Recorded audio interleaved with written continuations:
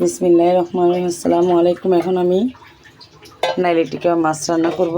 এই যে এখানে মেখে ঝুঁকে রেখেছি, আমি সব উপকরণগুলো বেটে ফেলছি, আপনারা দেখছেন এর আগের ভিডিওতে। আমি এখন এগুলা ভাজা করতেছি।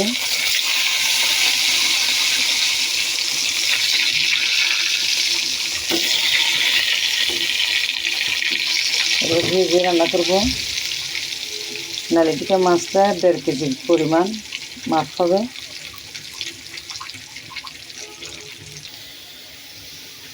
এখন আমি মাছগুলো ভেজে ফেলেছি, এখন আমি রান্না করব। এই যে তেল দিয়ে দিচ্ছি, পেঁয়াজটা দিয়ে দিচ্ছি, পরিমাণ মতো মাছ ভাজার তেলগুলো দিয়ে দিচ্ছি।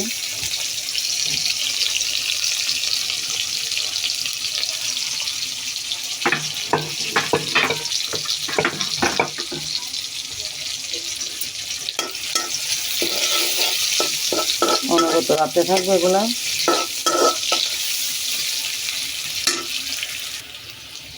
পেঁয়াজগুলো কষানো হয়ে গেছে, এখন বাকি উপকরণগুলো আমি দিয়ে দিচ্ছি।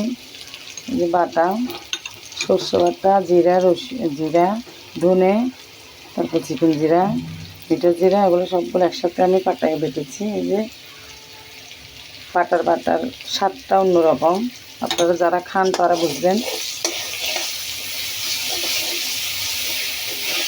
একটু পানি দিয়ে দিচ্ছি আমি কষানোর জন্য।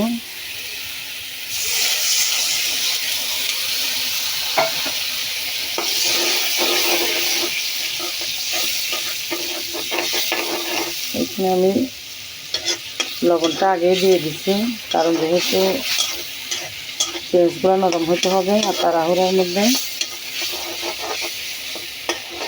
এখন আমি হলুদের গুঁড়া দিচ্ছি পরিমাণ মতো, তারপরে মরিচের গুঁড়াটা দিচ্ছি পরিমাণ মতো।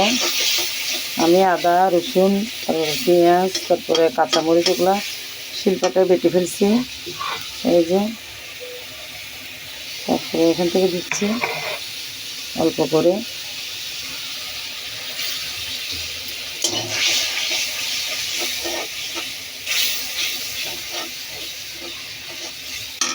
এখন টমেটোগুলো দিয়ে দিচ্ছি।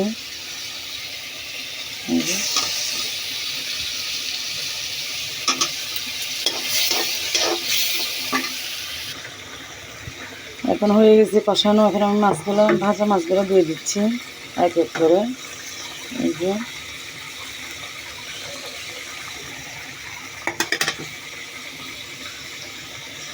এই যে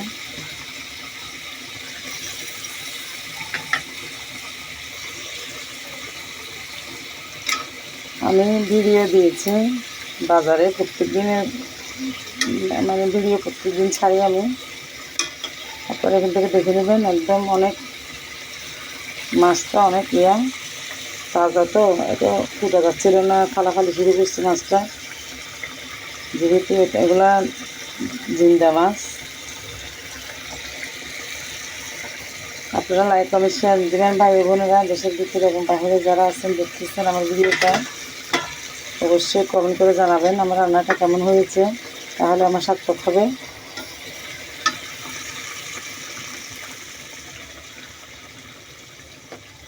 ধন্যবাদগুলো ছিটিয়ে দিব প্রত্যেকে।